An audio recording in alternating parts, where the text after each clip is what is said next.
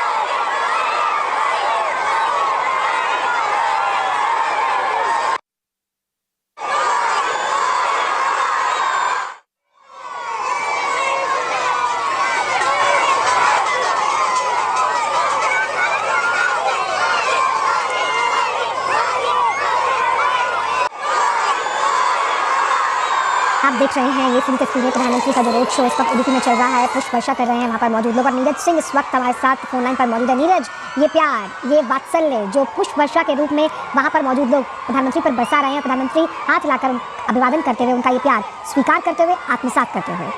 देखिए, बिल्कुल आत्मसात करते हुए आप इतनी बड़ी संख्या में जो लोग हैं प्रधानमंत्री इसकी एक झलक पाने के लिए यहाँ पर पहुंचे हैं। और कर्नाटक की संस्कृति, उडुपी की संस्कृति, क्योंकि उडुपी को आप देखें कि दक्षिण भारत का मथुरा कहा जाता है और भगवान श्री कृष्ण से जुड़ी हुई है। बहुत कम लोगों को पता है, सब लोग जानते हैं कि भगवान श्री कृष्ण का जन्म मथुरा में हुआ, द्वारकाधीश में उन्होंने शासन किया।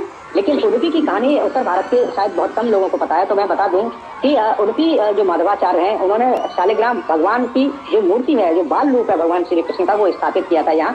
उसके बाद श्री कृष्ण मठ बनाया और द्वैत विचारधारा के एक तरीके से समर्थक थे और पूरी दुनिया में उनका प्रभाव फैला। और आज ये वो बहुत ही अलग बनाता है जहाँ पर वो सीधा लोगों से जुड़ते हैं। और अध्यात्म और संस्कृति के लिहाज से आज का दिन बेहद अहम, जब हम जिस तरह से उडुपी, जिसे आध्यात्मिक नगरी भी कहा जाता है, अनुशासित के साथ साथ ये पूरा वातावरण जो है वो भक्तिमय होता हुआ नजर आ रहा है, जहाँ प्रधानमंत्री को देखने के लिए, उनकी झलक पाने के लिए कई लोगों का हुजूम मौजूद है।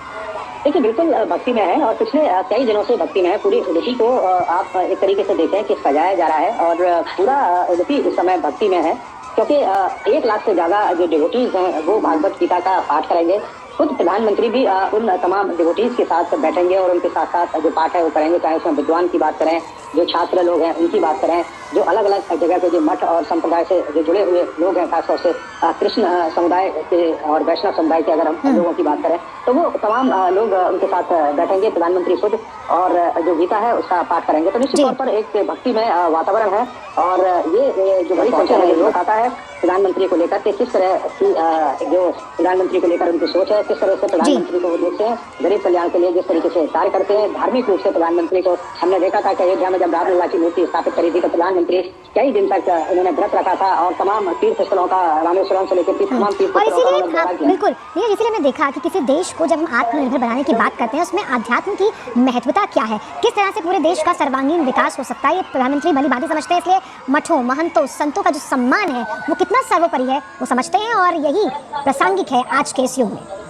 देखिए बिल्कुल प्रासंगिक है और आप देखें कि प्रधानमंत्री जब भी विकास के जो भी काम करते हैं जिन इलाकों में, तो प्रधानमंत्री स्थानीय जरूरतों का ध्यान रखते हैं, स्थानीय संस्कृति का ध्यान रखते हैं, भारतीय जो संस्कृति है और जो कल्चर है उसका ध्यान रखते हैं और उसके बाद ही जो विकास है उसकी एक रूपरेखा बनाई जाती है। और आपने देखा भी है कि आप देखें कि किस तरीके से केदारनाथ में काम हुआ, किस तरह से काशी विश्वनाथ में काम हुआ, विकास के साथ साथ जो अध्यात्म है उसको भी जोड़ के रखा गया है, लोगों की भावना है उनका भी जो ख्याल है वो रखा गया है। तो ये एक अलग तरह की जो सोच है प्रधानमंत्री नरेंद्र मोदी की कि हम अपनी संस्कृति को भी साथ लेकर चलें, अपने जो विकास है उसको भी साथ लेकर चलें। और भारत का तो आप देखें कि भारत के जो प्राचीन ग्रंथ हैं उसमें प्रकृति की जो संरक्षक की जो बात की गई है और उसी का जिक्र लगातार प्रधानमंत्री करते हैं। हम तो नदी, पेड़ पौधे इन सब में भगवान को देखते हैं, उन सबकी पूजा करते हैं। तो निश्चित तौर पर जब तक स्थानीय जरूरत, स्थानीय संस्कृति को साथ में लेकर अगर विकास किया जाएगा तो वो एक तरीके से सर्वांगीण विकास होता है, स्थायी विकास होता है और उसका जो फायदा है वो तमाम लोगों को मिलता है। और यही कारण है कि सोच और दृष्टि भी यही रहती है कि स्थानीयों के साथ साथ जो आधुनिकता है उसका समावेश किया जाए। और यही कारण है कि आप देखें कि